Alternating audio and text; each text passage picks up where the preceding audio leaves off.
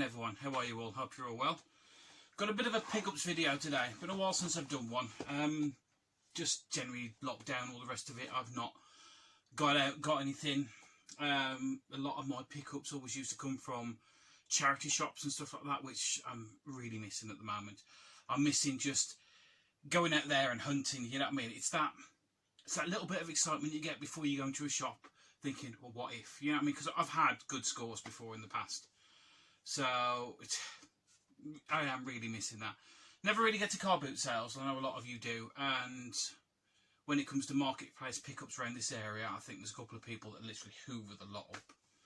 But I've got a few things. Some of them are from Swap Shop. Some of the things that I bought myself.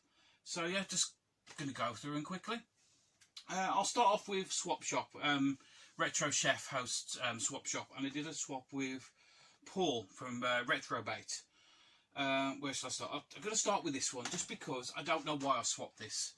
I'm not actually collecting tape games unless they're for unless they're homebrew games. But he put this one up, and I just said, yeah, I'll have that. And then we did the trade. He sent it to me. I looked and went, why?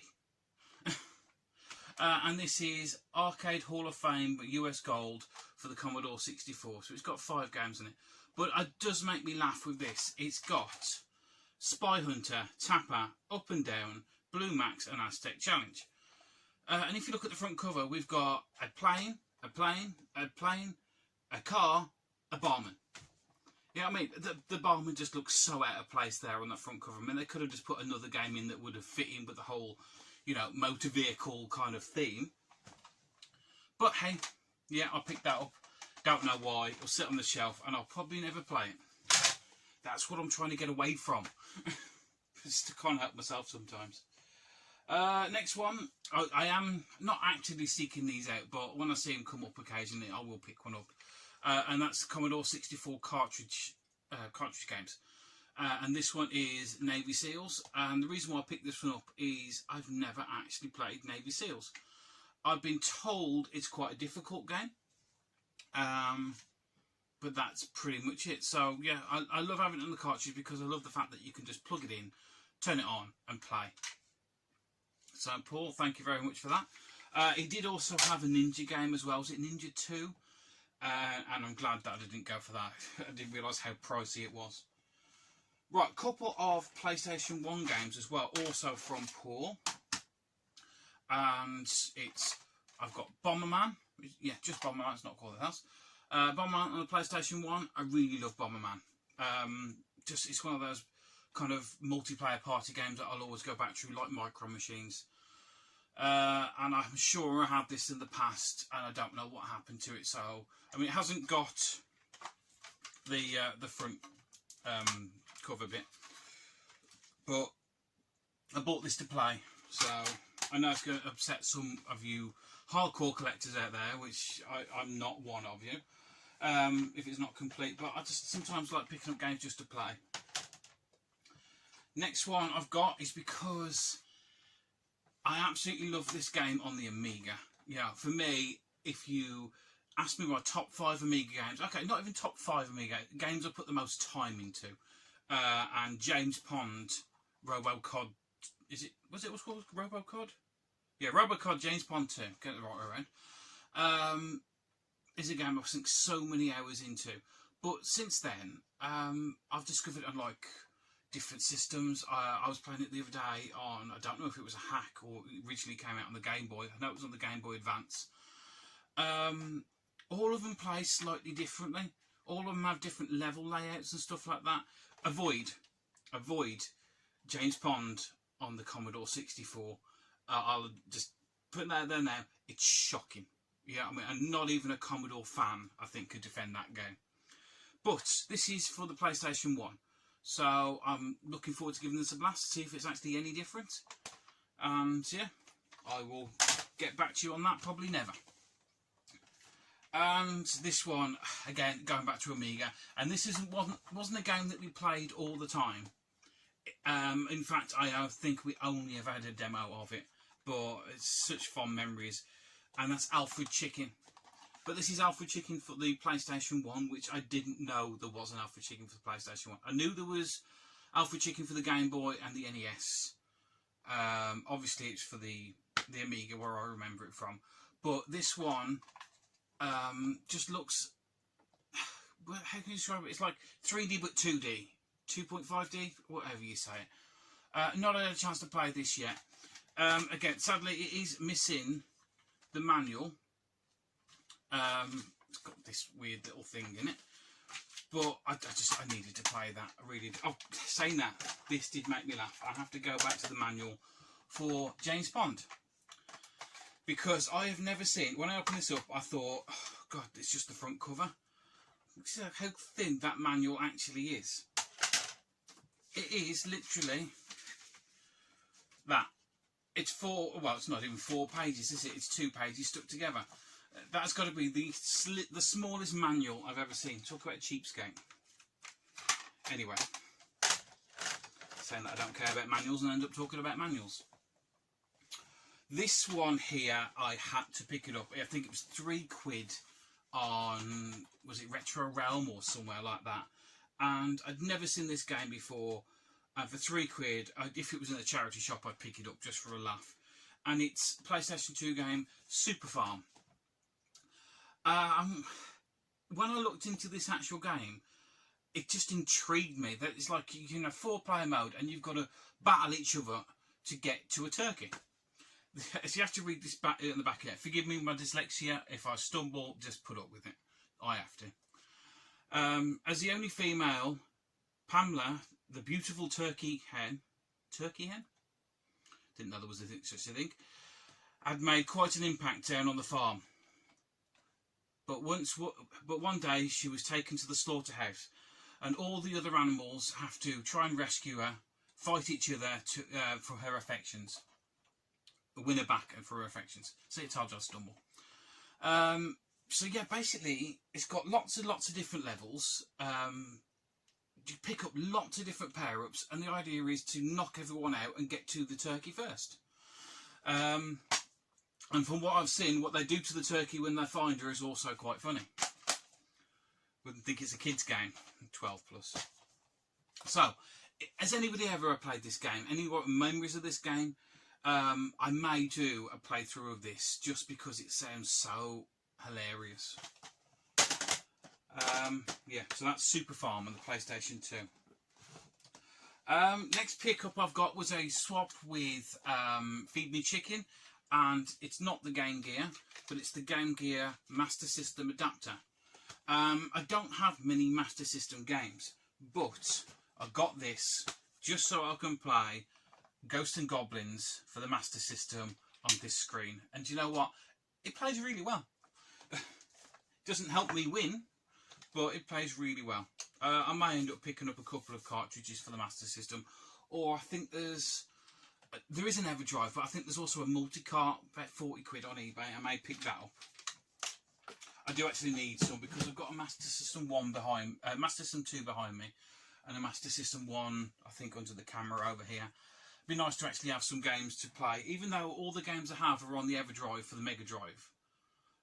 It feels wrong playing Master System games that way. Or is that just me? Right, got this box here, and this is, you know, I've got an absolute love for homebrew games. I've got to be careful. I think my address is on the top, which I didn't check to move first. But as you can see, this box is from The Future Was 8-Bit. There's a couple of games in here that weren't from The Future Was 8-Bit, but I'll point them out when I get to them. Just recently found out that The Future Was 8-Bit, actually, I knew they did the Penultimate Plus cartridge and SD to IEC and loads of things like that. Really good place if you like your retro. Modern ways to play retro as well. But they also do tape games, which I didn't know, and very, very affordable. Not just affordable as well, but they do them for systems that you wouldn't think would have homebrew games made for them. Case in point, we have Mr. Angry Dude for the C16, and first ever C16 plus 4, it's up on the wall over there, game that I've ever had, ever seen, to be honest. Love the cartridges that it comes with. I'm not going to take that to be able to put it back in. I don't know if you'll be able to see any of the actual footage. They always do such a tiny screenshot. But yeah, this looks like a really nice sort of like puzzle platformer, and I'm looking forward to playing this. This is definitely one I'm going to do a review on, or at least a playthrough anyway. Now we'll move on to the Commodore 64, and we've got, is it Crazy Blaster? Looks like a little bit of a shooter. Yeah, don't know anything about this. These literally came the other day, and I've not had a chance to load any of these up. The problem with when I get one for multiple systems is I've always got a Spectrum hooked up, but to hook up anything else, I've got to take it, unplug that, find the system, find the PSU, plug it all in, set it all up. It's a pain, but I will eventually. Love the tape. I love that they've gone for mixed colour tapes as well. And were they actually trying to match? No, I thought they were going to try and match the actual labels on the front. Again, don't know if you'll be able to see the screenshots on the back. Yeah, Spectrum. They do a lot of cross-platform ones. They have one of these games I've got here, but it's also for the MSX, which even though I've got it already, I still probably will buy it for the MSX, because again, that'll be the first MSX homebrew game I've got. And we got Jetpack Jock for the PlayStation. Keep PlayStation on the brain. For the Spectrum. Not sure about what this one actually is yet. I just saw it as like a little jetpack game. I think it's got kind of the same mechanics as actual Jetpack, the game itself. But instead of you shooting and getting a rocket and going up, it looks like you just got to collect everything on the screen and make your way over to the next screen. Well, give that one a blast. Right, and now we actually got what really intrigued me. Because as much as I like the Commodore 64, I absolutely love the VIC-20. My favourite. I can't say my favourite Commodore because that's Amiga. Okay, between the Commodore 64 and VIC-20, I would choose the VIC-20 every day.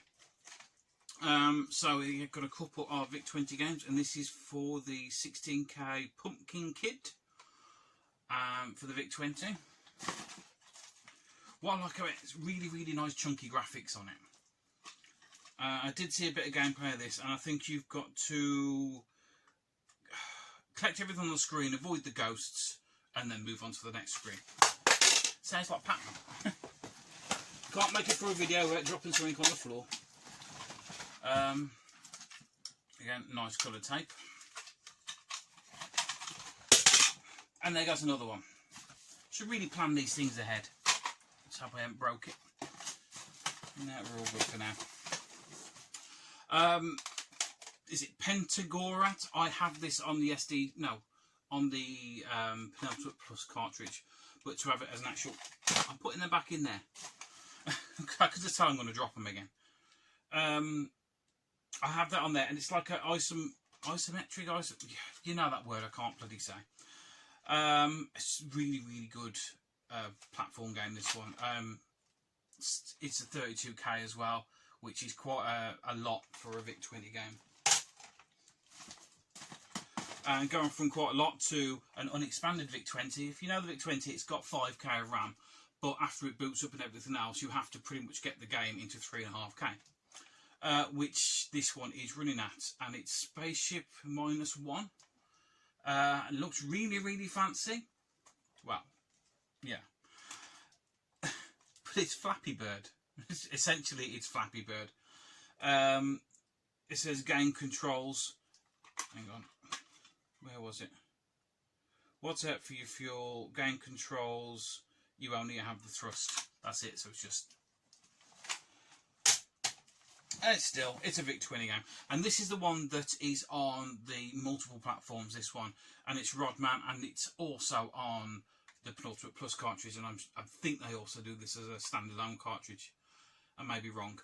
But this is very much like Pac-Man. Again, nice cartridge. But it's just done so well. It really is. And this one here, this is what actually intrigued me first, and it's Cheese Trails, and this has got the C64 winner Game Development Competition 2020. So this has actually won an award. Really simple game, this one. You're a mouse. A cheese will appear, and you've got to get to that cheese as soon as you can. And you've got to count it going down from 5 seconds. And as soon as you got that cheese, another one appears, and you've got to get across before the time runs out. And it keeps going. The levels get bigger and bigger, harder. You've got to plan your routes. For such a simple game, it's very addictive. This, it really is.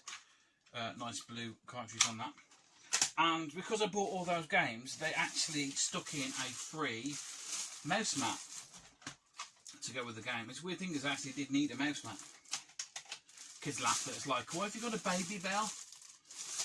But yeah, it's cheese trials, mini cheese trials of the Vic 20 flavour. Last few now, if I don't drop them on the floor. What have we got? Where have we got this from? Right, start with Bitmap first. And this is Tiny Quest on for the Commodore 64. Yeah, this is for the Commodore 64. Very well done platform with this one. Another one I'm going to have to do some gameplay footage of because it's quite stunning, and how, for the Commodore 64, how colourful this game actually is. And two that I picked up, well, got delivered today. These were on pre-order. And we've got Rainbow's Edge DX, and this is by Phoenixware. The first lot I've had from them. It looks very much like somebody's done a 8-bit mobile game, but it's actually running on the Commodore 64. Some funky music on it, bright colours, really fast gameplay. And this one, you just got to go for the high score. You've got to avoid the skulls, collect the coins, go as far as you can. It gets faster and faster and faster. Looking forward to giving that one a blast. And Down the Pipe. This one just intrigued me just for the cover alone. And it's a shooter, but it's obviously a shooter coming down because you're being flushed down the pipe. So you're the turd. Let's see what you are. And you've got to shoot everything on the way and work your way down the pipe to get out the other end. I've not played it yet. I've seen some gameplay footage of it, and it looks really good. So looking forward to giving this one a blast. So you go a little bit heavy on the homebrews this month. Oh, for some reason as well, they sent me an extra cover for Pantagorets. So don't know why that's in there. If there was a print typo or something like that, you know, I wouldn't be able to tell. So yeah, that's the pickups. Wasn't very many. Well, there was if you include all the tapes. Wasn't like bulk load of stuff.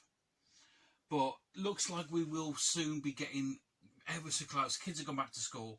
We're on our way out of this. I really believe that we are. Look forward to getting back out there. The end of the month, I'm going around with my mate Pods. It's his birthday. We're going to have a fire in his back garden. I haven't seen him for 6 months. So, yeah, really looking forward to that. And looking forward to just getting out and going to some charity shops. So, that's enough of me waffling on for now. Thanks, guys, for watching. Thanks for everything. And I will all catch you all again next time. Bye.